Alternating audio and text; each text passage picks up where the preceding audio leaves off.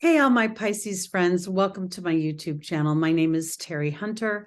I'm an intuitive astrologer, and I'm here today with your June 2023 monthly horoscope. These horoscopes are based on whole sign Western astrology, so I'm talking about Pisces rising. If you don't know your rising sign, you can go to any one of the free birth calculators on the internet, and you just need your exact time of birth and location, and you can determine what your rising sign is. This is also applicable for Pisces moon or Pisces sun, but the house structure will be different. That's why you want to know your rising sign. So Pisces, let's just jump right in because it's a big month. Saturn is going retrograde this month. Saturn is currently in your first house. It has been traversing from the 0 to 7 degrees. It will retrograde at 7 degrees, and then it will go back to 0 and then move forward again. And in the month of June, Saturn will feel like it's standing in the sky. It's going to be at 7 degrees the whole month. This is a very pivotal degree because it is the Libran degree, as well as the year 2023 is a 7-year.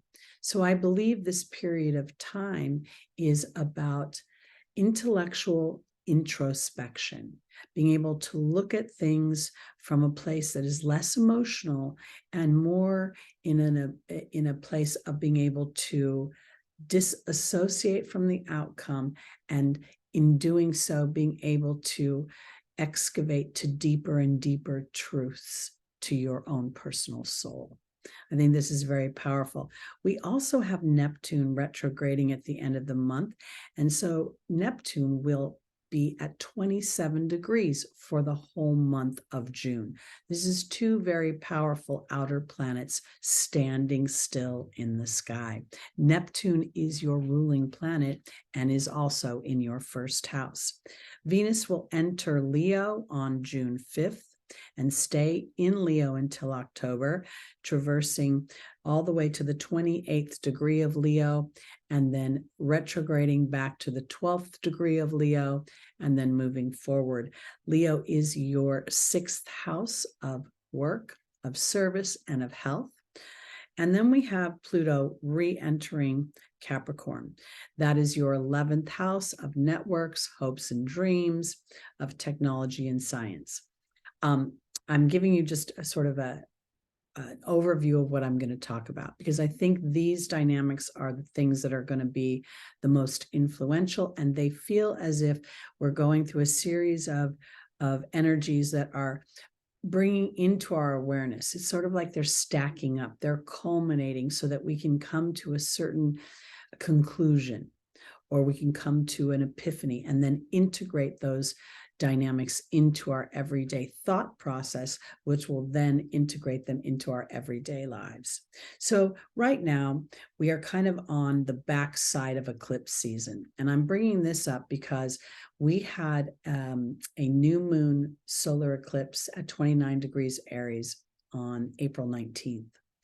Not only was this eclipse about the self, it flipped the moon cycles.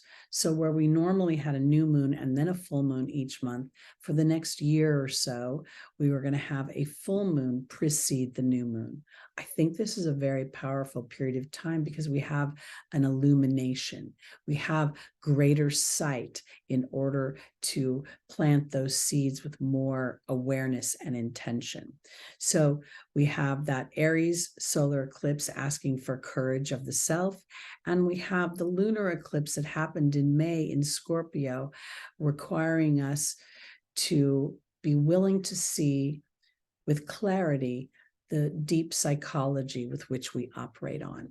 And that's not always obvious to us. It is something sometimes that is so deeply patterned and so reactionary within us that we claim it as our own, and yet it doesn't serve our highest and greatest good.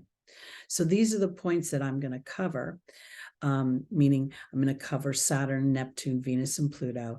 But I wanted to bring into the idea that Aries is the first house. Pisces is the last house. And I think this is important because sometimes Pisces doesn't do the greatest job of putting themselves as a priority. And so I think that's why it's important to bring that up, and why that moon changed the cycle, because it's going to require bravery from you.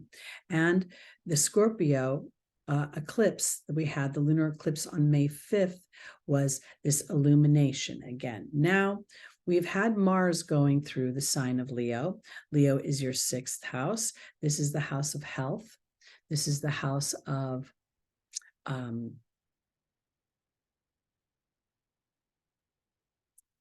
it's, as I'm saying it, and I'm thinking about work, and I'm thinking about being of service, I'm kind of going into an idea that potentially you could be experiencing so much stress within your everyday work environment, or what's required of you, that you are feeling a little bit out of whack. And maybe that's also partially Saturn going into your 1st house. But I want to offer it this way, because I think this is an opportunity to revolutionize. Venus is going to travel through Leo for 4 months. She'll be there until October. And I think this is really a place where you can use your creativity.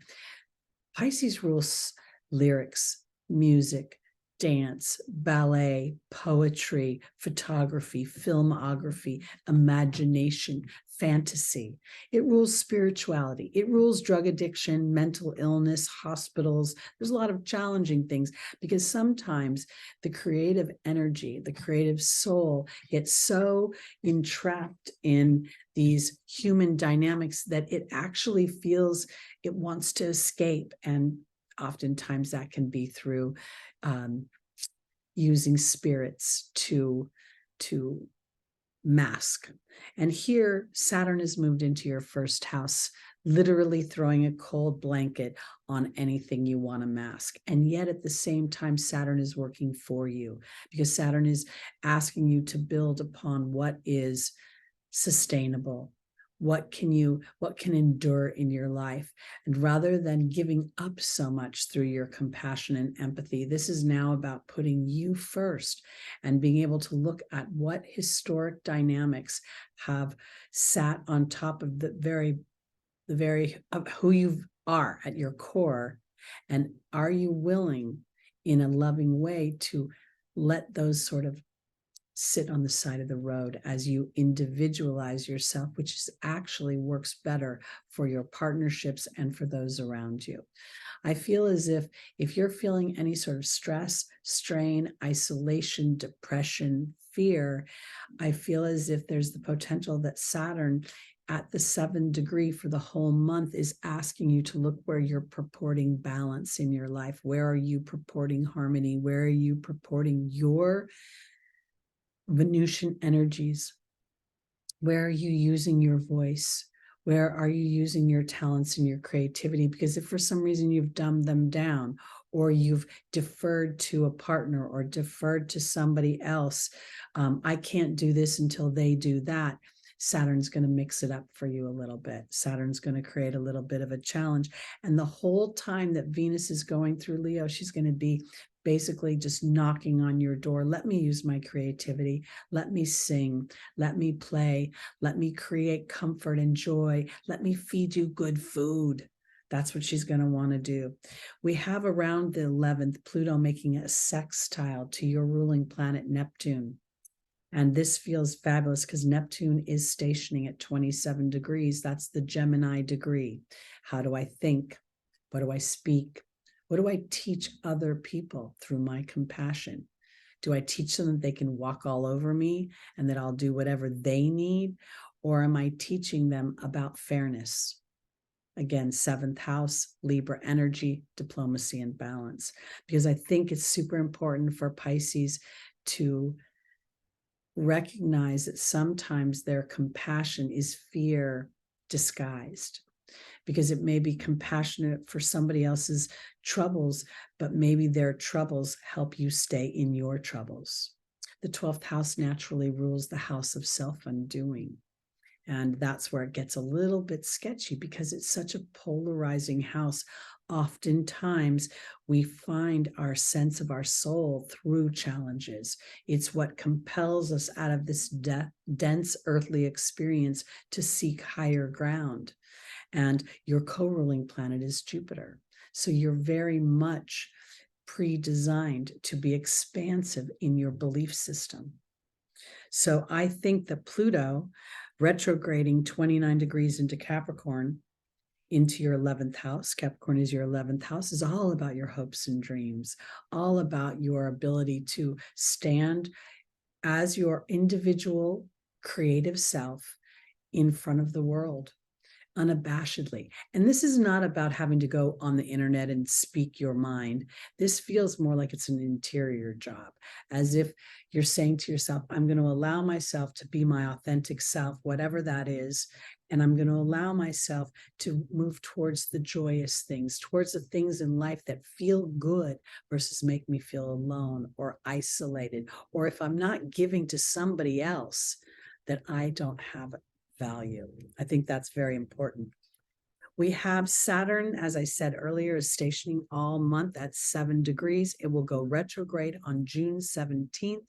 That is the same day as the new moon in Gemini. I'm going to go back to that in a minute. But throughout June, Saturn is making a sextile to Jupiter.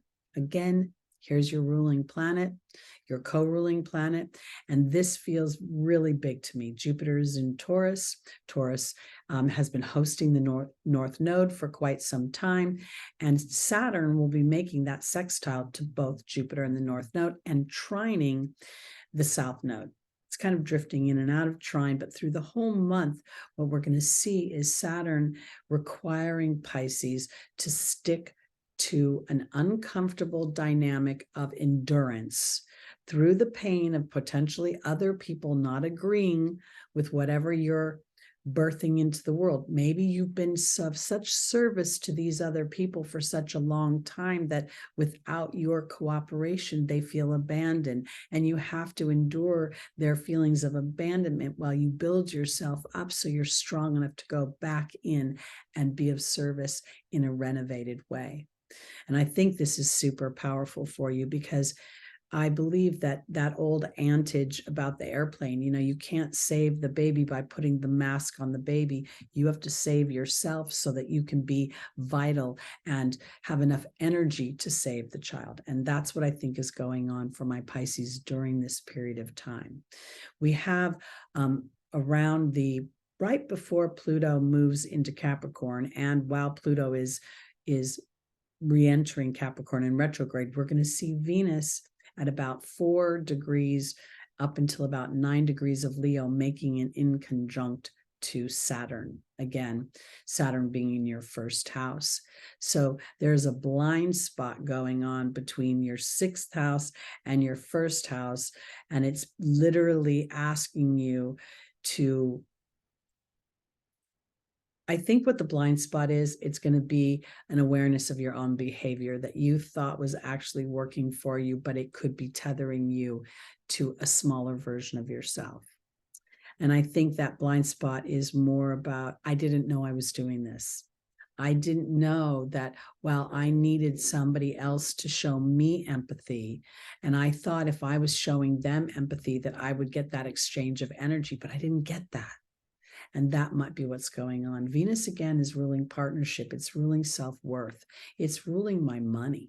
So if you're in a situation with somebody and you've been hoping that they would see your value and then pay you for that value, and that's not happening, this might come up for you because, again, we're looking at your 6th house activity, Venus in your 6th house of work. It may be time to start thinking about a new job or a new line of work or something that plays to your creativity in a way that you feel valued and you feel the even exchange of money. So I don't think this blind spot is terrible, but I do think that it's sort of a, oh, dang, I wish I would have seen that in myself sooner. Wish I would have known sooner. And you know what? I don't know if that helps either. Regret, shame, it doesn't work. It's just a piece of information so that you can move forward more clearly. Saturn is really your friend. Saturn is walking through your first house, asking you to really look at what you're building. And are you part of the mix? Are you hoping that other people will show you that you're valuable and make you part of the mix? Or are you purporting that energy? Because on the same day that Saturn goes retrograde, that new moon in Gemini is making a square to Neptune, which is stationed at 27 degrees. The new moon is at 26 degrees Gemini. Here, this is where I'm like, what am I thinking? How am I feeling about these things? How are these things playing out to me? Gemini is your fourth house. And I believe that this is potentially going to bring an awareness to you about the old habits from the family imprint that you could potentially continue to purport, and yet they're not serving you, or they are not allowing you a big enough platform to move yourself forward. Or there could be inadvertently where you've had the feelings of support in the fourth house, but you yourself have been fearful about really expressing yourself, because if you were to rise above the dynamics of your childhood, let's say you come from a family that doesn't have a lot of money. And, if you raise up and you start making a lot of money, what will that dynamic cause you to feel responsible for? Because sometimes there's these underbellies where we're actually afraid of our happiness, or as we start to feel our happiness come into our personal experience, we become vulnerable to it and we fear loss. There's these weird boomerangs when it comes to happiness, because the human is really actually pre-wired to struggle, to feel strife, and to feel a sense of comfort through that. So when things start to feel easy, we can actually feel uncomfortable. And that might be a little bit of what happens with this blind side. Because if on some level you have historically wanted some dynamic to come into your 3D world, and Saturn brings an opportunity for that, and then you're fearful of taking it. I'm not quite sure how it's going to play out, but for some reason, it almost feels as if somebody of authority comes into your sphere, and maybe they think you're better at your skill than you think you are, or they have more faith in you. And maybe the dynamic is, I have so much faith in you, I'm going to put you on a commission only situation. And you're like, oh, I don't know. Now, again, I'm just pulling random hypothetical situations out of the air to give you an idea of how this could play out. Because what it feels like to me for Pisces is that you have more talent, more ability, more under the hood than you've given yourself credit for. And this period of time may be a call to action to step into that vibration. And in doing so, whatever cooperative energies you've done in tucking into that Piscean energy, it may feel uncomfortable because now you're a little fishy that has to swim alone for a while. Not forever, but just for now, so you can feel how your fins work and you can feel the prowess of your own movements. It feels very important to me. And this new moon is planting the seeds for a new experience for you, and an experience not only in your everyday existence on the planet, but how you process it mentally, what you speak about, and what you teach others inadvertently through your behavior. One of the things I've realized as I've done this work is that I manifest things very succinctly. And the thing that trips me up is when I get stuck in my story, the story of I'm not good enough, or I'm too hostile. I'm an Aries rising. I have a Taurus moon. I don't come off sheepish at all. And sometimes I wish I came off more genteel. And yet when I dig down deep, I know that's not what I want. I enjoy being brave. I like displaying courage. And I like expressing myself. So I think for my Pisces, this is an opportunity for an integration of the things that you want to be for others, and then the things you want to be for yourself. And I believe Saturn's going to hold your feet to the fire a little bit to determine exactly what that is. And then Saturn is going to reward you beautifully as you're tenacious, because you're going to experience this transit through your first house until February 2026 or thereabouts. So over the next couple of years, your life could change dramatically, and not negatively, but positively. And as we see Pluto in your going into your 12th house, it's going to go into back into Capricorn. So it's going to fuel an opportunity to build more through your network. And then as Pluto moves into your 12th house, surprisingly enough, this may be where you feel more seen than you ever have before, because you naturally rule the 12th house. And this may be where your art, your creativity, no matter the genre, you can be very creative when you're in finance. You can be very creative when you're in the medical industry. You can be very creative in things other than what we deem culture and art. So I really want to offer you an expanded view of who you are, and to allow yourself the privilege of that exploration. All right. That's it for me for the month of June 2023. These were the things I thought were most important as we walk through this very transformational time. It's very exciting because technology affords us individuality like we've never had it before. So I will see you soon. I hope you can join me on Sunday mornings at 11 a.m. Pacific time for my live stream. That's where I do a tarot card and an angel reading for each one of the signs. And the angels give us advice for traversing the transits of the week ahead. I'm also going to ask you to like and subscribe and hit that notification bell and comment. I appreciate all your support. And if you'd like to get a reading with me, either an astrology reading or an intuitive reading, I am available, and you can reach out through my email. All right, everybody, take care, and I will see my beautiful little fishies very soon. Peace out.